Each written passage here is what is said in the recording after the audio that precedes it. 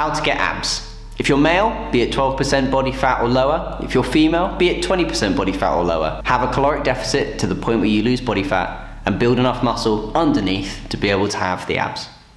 There we go, we're there. But should you actually have them? So, it's not too complicated to actually get abs. We're in a position where we just need to have less body fat and then you'll show the muscles. But there's more things around that. Let's say, again, men, if you're 12% body fat or lower, you'll be more likely to be able to show your abs. At times I've been 10% body fat, but you can't see my abs, so it doesn't quite make sense. It might be water weight. And then other days I will have them and then I won't have them. And I'll feel bad on days where I don't have them, but I want them. And I go, I want my abs.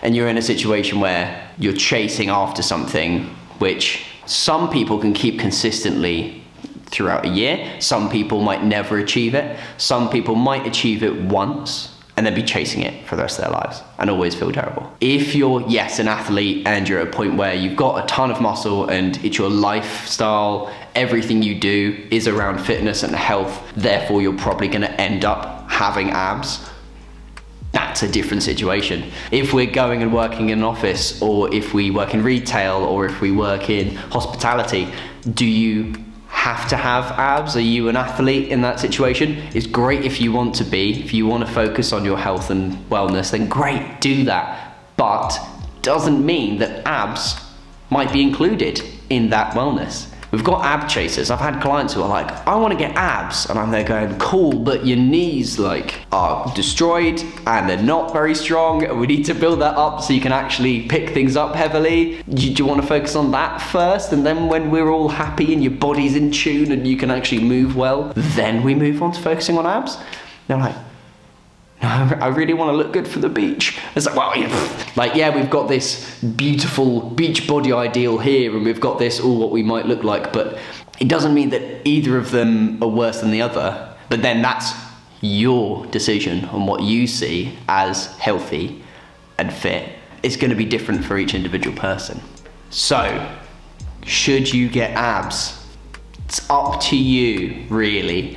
We've all had an interesting year. I realized, well, I love doing fitness with people more than I do without, me personally. And I used to get all bogged down in, well, I'm not training enough. It's like, well, actually I could be organizing to go for a run with my dad, or go and do something where I'm helping a client and join in. Things like that are more likely to help promote you to be physically active, but it doesn't mean that I then went, and I need to look as ripped as possible.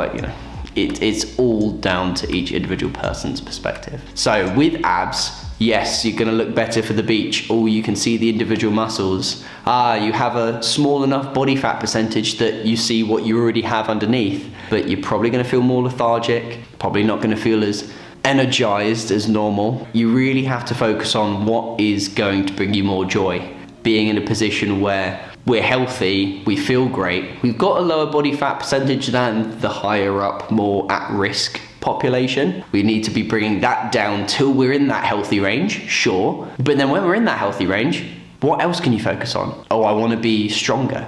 I want to be able to run faster. I want to be able to keep up with my grandkids, some people choose. What is more valuable to you than getting abs? Is it the confidence? Is it the negating anxiety of other people's perception of you, and therefore abs will make you feel more confident? I'm gonna let you know it's not true. I got abs and went, but my arms are small. So it's like you have that way up, you have that balance.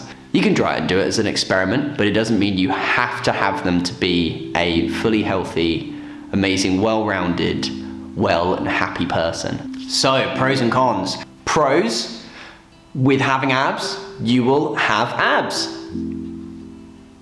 Really good. Nothing wrong with having that. If people are already in a position where they have abs and they just naturally have them, that's great. We're not saying it's, oh, get rid of them now. You're just in a position where you have them. It's more about chasing after them. So cons, You will restrict yourself to the point where you're going to be pretty tired. You're not going to have enough energy to be able to do general day-to-day things. You've got a lot of exercise to be chasing after that core strength, which is brilliant regardless. But with that low body fat percentage, and we're just focusing on that, it's going to be a lot of time. With having a lower body fat percentage, you are more likely to not be able to get vitamins and minerals around your body as easily, because there are some vitamins and minerals that need fats to be able to travel around your body. Oh, we didn't know that, did we? That's why there are healthy fats and bad fats, which aren't bad, they're just more abundant. I don't want you to obsess over getting abs, achieve that goal, and then not be happy when you get there. Make sure you're putting things in place that mean you're able to actually achieve whatever goal you're trying to reach. If it's abs in this situation, make sure that you're tracking your calories to a point where you're at a deficit, that you're going to be losing body fat, you're exercising enough that you're also burning more calories than you would do normally, so you have a higher metabolism, and then also just wait. Take time, keep that consistent, and eventually you will be at a point where your body fat percentage will be lower, your muscle mass will be higher because of core exercises or using weights and everywhere else as well, because you want a balanced physique, and you'll have abs. But again, will we be happy with that journey? That's the thing I want you to think about, and that's the actual true focus that we have for this video. If you've liked the video, please share it with some friends, follow us on all of our social media platforms, and I really look forward to seeing you again.